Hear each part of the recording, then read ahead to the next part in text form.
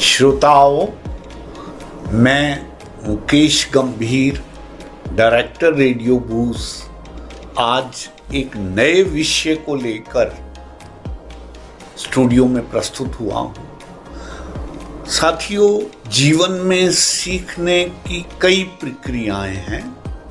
जहाँ पुस्तकें, जहाँ कहानियाँ, साहित्य, इसके अध्ययन से हम सीखते हैं, वहाँ अलग अलग यात्राएं करके, विशेष तौर पर बाहरी मुल्कों की यात्राएं करके हम बहुत कुछ सीखते हैं।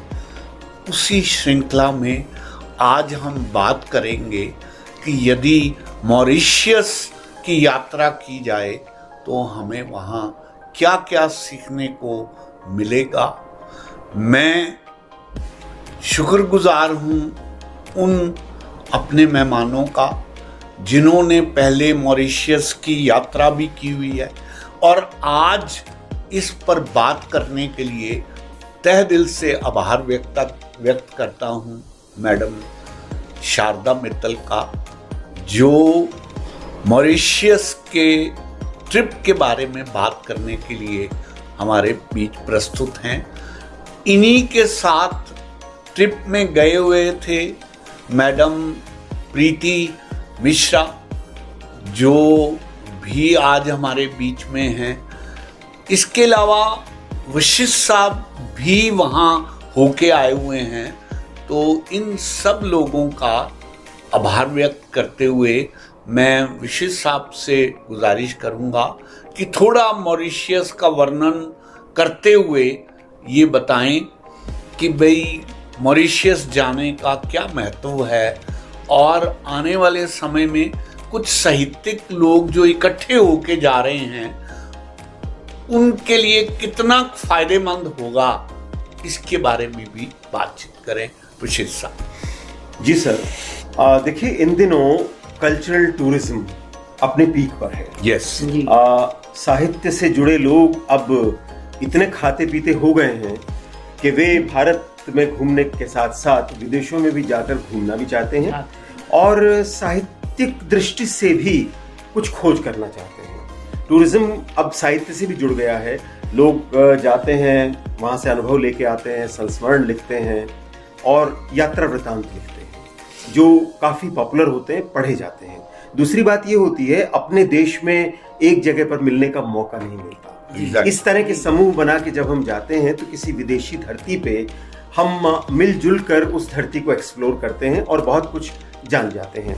तो इन दिनों आप देखेंगे कि बहुत सारे साहित्यिक प्रतिनिधिमंडल मॉरिशस गए हैं, यूरोप की यात्राओं पे लोग जाते हैं, ऑस्ट्रेलिया जाते हैं, सिंगापुर जाते हैं, वियतनाम भी अब एक नेक्स्ट पॉपुलर डेस्टिनेशन है।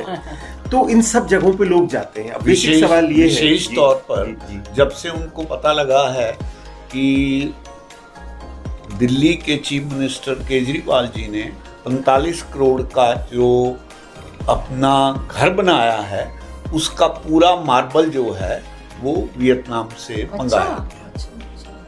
चलिए, तो एक समाचार हुआ। हाँ। लेकिन मैं लौट के मुद्दे पे आता हूँ। हाँ। आमतौर पे लोग किसी भी धरती को इसलिए देखने के लिए जाते हैं ताकि हम कंपेयर कर सकें। यस।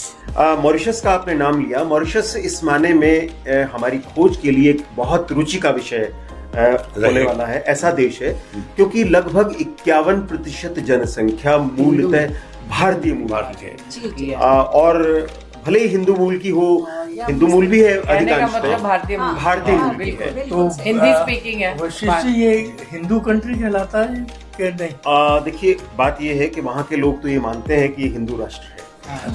लेकिन अब हिंदू राष्ट्र तो आप भी नहीं है। सवाल ये है कि नहीं, हिंदू राष्ट्र में जैसे हिंदी भाषा, जैसे हम लोग हिंदी भाषा अलग हुआ और हिंदू जैसे मेरा ज्ञान कहता है कि हिंदू कंट्री दो ही माने जाते हैं, नेपाल और इंडिया। इंडिया को भी नहीं माना जाता, इसे करेक्ट कर लीजिए। इंडिया सेक्युलर कंट्री है। वहां पे आप ये कह सकते हैं कि लोग, अधिकांश लोग भारतीय मूल के हैं। ये भी सही नहीं है कि 51% लोग हिंदी जानते हैं। 51% लोग हिंदी नहीं जानते, लेकिन अधिकांश लोग हिंदी जानते हैं। कौन सी भाषा का प्रचलन है? क्रियोल है, फ्रेंच है।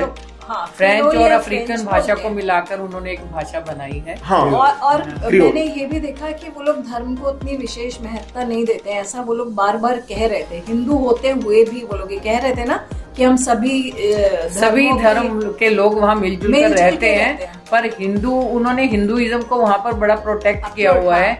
हर घर के बाहर जैसे हनुमान जी का मंदिर मिलेगा, हर घर में रामायण है। अच्छा। और लोग अपनी जड़ों से जुड़े हुए हैं। वो यहाँ के कल्चर को, यहाँ जिस तरह से हम त्योहार मनाते हैं उसी तरह से वो उसी तरह का पहनावा पहनकर उसी तरह से वो त्योहार मनाना पसंद करते हैं। वहाँ गंगा तालाब है। जो वहाँ के हिंदू हैं, हाँ जी, वो यहाँ के किस पार्ट से? साउथ से गए हुए?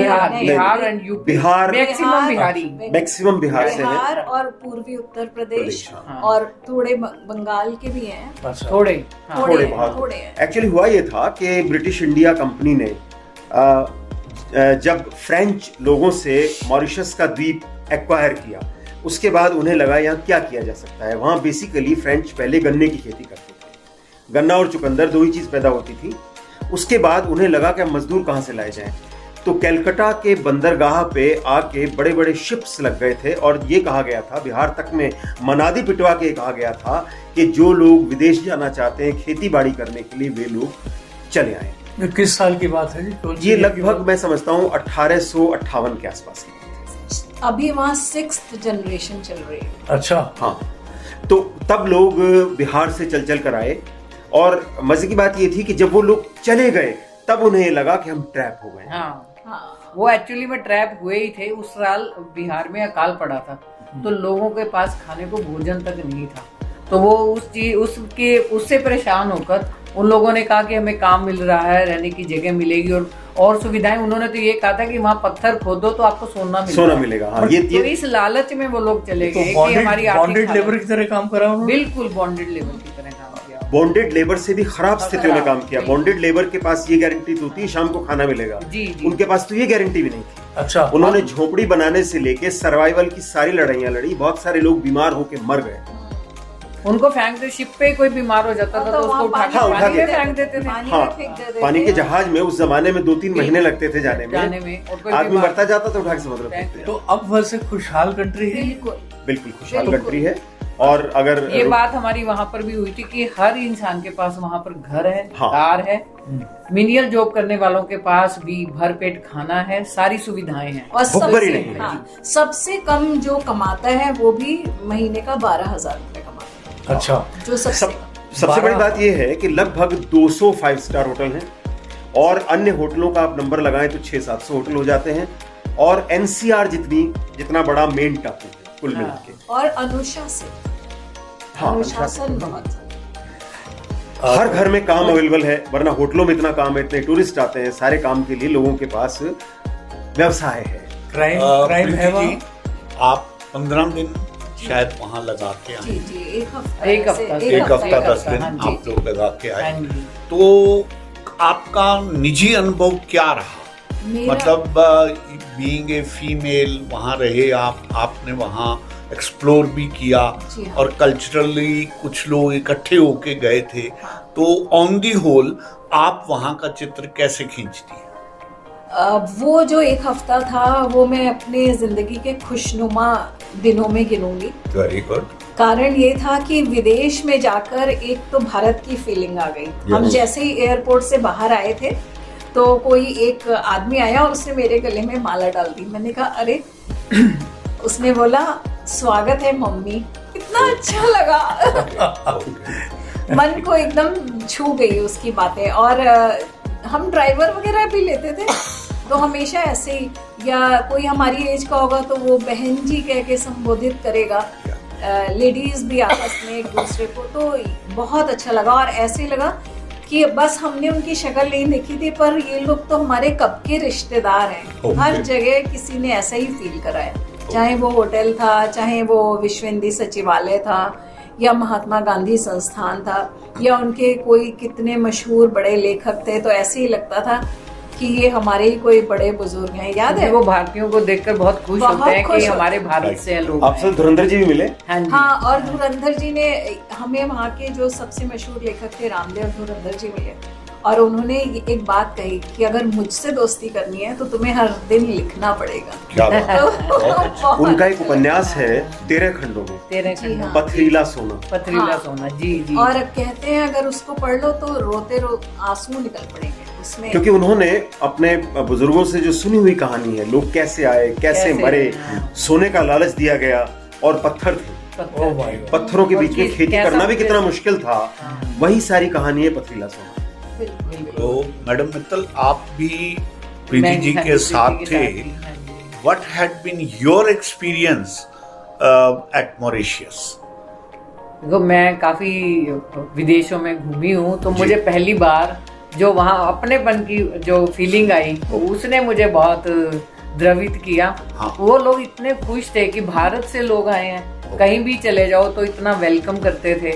फिर मेरी ये पहली साहित्य की यात्रा भी थी, तो उस हिसाब से भी मुझे बहुत आनंद आया।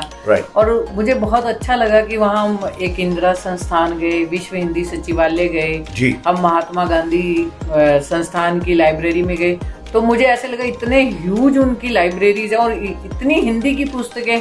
मुंशी प्रेमचंद जी को लोगे, उनकी पूरी की पूरी सीरीज आपको वहाँ पर मिलेगी। टैगोर को लोगे, तो इतनी हिंदी की किताबें मुझे वहाँ देखने में मिली। मुझे लगा कि मैं भारत में भी कई बार चंडीगढ़, दिल्ली, यहाँ हम गए हैं पुस्तकालयों में, उतनी किताबें मैंने यहाँ भी नहीं देखी जितनी पुस्तकें मैं वहाँ देख कर आई हूँ। तो मुझे बहुत आनंद आया कि पढ़ने के लिए, हिंदी साहित्य को पढ़ने के लिए भी मॉरिशस एक बहुत बेसिकली भारत सरकार का अपना एक प्रोग्राम है जिसके तहत हर वर्ष लाखों रुपए की पुस्तकें मॉरिशस भेजी जाती है। ऐसी सुविधाएं भारत में जरूर होनी चाहिए। ये सबसे इम्पोर्टेंट है। भारत में तो प्रांतीय स्तर पे बड़े सारे कॉम्पिटिशन्स हैं, मुश्किलें पैदा होती हैं। मिस मित्तल, मुझे मालूम पड़ा है कि by the end of July आप लगभग 7 दिन के लिए एक और ऐसा ट्रिप मॉरिशस करने जा रहे हैं। थोड़ा सा उनके फीचर्स के बारे में भी बताइए, ताकि जो हमारे श्रोता हमारी और आपकी बातचीत सुन रहे हैं और उनमें से भी वो इच्छुक हों, तो वो भी आपके इस ट्रिप को ज्वाइन कर सकते हैं। तो कृपया आप बताइए। बहुत ही अच्छी बात होगी जी, बहुत खुशी की बात होगी, क्योंकि ये अवसर, जैसे उस समय हमें लगा था कि ये अवसर बार बार नहीं मिलता, तो ये बहुत बड़ा सौभाग्य है कि ये अवसर हमें दोबारा मिल रहा है। जी। हम विश्व हिंदी सचिवालय गए, तो वहाँ हमारी कुछ बातचीत इस तरह की हुई कि इस तरह का एक और प्रोग्राम किया जाए विश्व हिंदी सचिवालय के साथ मिलकर। तो हमारी यहाँ संस्था जो है 50 के करीब हमारे साथ लोग जुड़ गए हैं। अभी हम और लोगों को भी, साहित्यकारों को, शिक्षाविद लोगों को लेकर जा सकते हैं। 2 दिन की कॉन्फ्रेंस टाइप प्रोग्राम रहेगा, जिसमें हर एक को मौका दिया जाएगा बोलने का। ठीक है। और वहाँ कुल ये 7 दिन का कार्यक्रम रहेगा, बट उसमें से 2 दिन स्पेसिफिकली साहित्य को दिए जाएंगे। 2 अगस्त और 3 अगस्त, जिसमें कि स्टूडेंट एक्सचेंज प्रोग्राम भी है। अगर जो स्टूडेंट्स और प्रतिभाशाली हैं, यदि वो चाहें तो वो हमारे साथ जुड़ सकते हैं। जिसको हिंदी में रुचि हो और रुझान हो, तो वो वहाँ जाकर अपना प्रेजेंटेशन दे सकते हैं। और कोई गायन में एक्सपर्ट है या कोई नृत्य में एक्सपर्ट है, वो भी हमारे साथ जुड़ सकते हैं। और वहाँ पर उन्हें कनाडा के बच्चे भी मिलेंगे, ये खास मॉरिशस के बच्चे भी मिलेंगे, कनाडा के भी मिलेंगे और भारतीय। तो एक बहुत बढ़िया एक्सचेंज प्रोग्राम इस तरह से ये बन जाएगा। प्रोफेसर्स और साहित्यकार तो हैं ही हमारे साथ में, मतलब कविगण भी हैं, साहित्यकार भी हैं और गायक भी हैं। तो एक तरह से ये सांस्कृतिक, ये साहित्य और सांस्कृतिक कार्यक्रम है। तो साथियों, मैं समझता हूँ आज के इस बातचीत का सबसे अधिक बेनिफिट आप लोग उठा सकते हैं। अगर आप में से या आपके जानकार बच्चों में से कोई मॉरिशस जाना चाहता है, तो वो अति शीघ्र मैडम मित्तल से संपर्क करें। आप हमें भी लिख सकते हैं, हम भी आपका सहयोग करेंगे और इन लोगों से संपर्क करा के आप भी उसके सदस्य बन सकते हैं। इन्हीं शब्दों के साथ सर फोन नंबर दे देते हैं। हाँ, प्लीज बताइए। कांटेक्ट करना चाहे 9717065907 शारदा मित्तल। यस, ये मैडम शारदा मित्तल का फ़ोन नंबर है। मैडम प्रीति, आप भी अपना नंबर बता दीजिए। 8755955361, या फिर मैं तो इस प्रोग्राम को जरूर अपने YouTube चैनल पे डालेंगे। उस YouTube पे तो नहीं, Facebook पर मैं इसको शेयर करूंगी, आप मुझे इनबॉक्स भी कर सकते हैं। हाँ, और हम प्रयास करेंगे कि इन नंबरों को इस वीडियो के नीचे भी मेंशन कर दें, ताकि आप बड़े आराम से इनसे संपर्क कर सकें। रेडियो बूज का नंबर आप लोगों के पास है ही। तो इस उम्मीद के साथ कि इस वीडियो को सुनने के बाद आप में से जो साहित्यिक लोग हैं, जो कवि लोग हैं, जो शायर लोग हैं, वो भी हमारे साथ जुड़ सकते हैं और इस मॉरिशस की यात्रा के हिस्सेदार बन सकते हैं, मॉरिशस का आनंद उठा सकते हैं। Yes. और हमारे परिवार में शामिल हो जाइए आप लोग भी। 6 दिन हमारे साथ गुजारिए। यस, तो इन्हीं शब्दों के साथ आपका बहुत बहुत आभार, और हम उम्मीद करेंगे कि आप अपनी प्रतिक्रिया अवश्य देंगे। बहुत बहुत धन्यवाद। नमस्कार।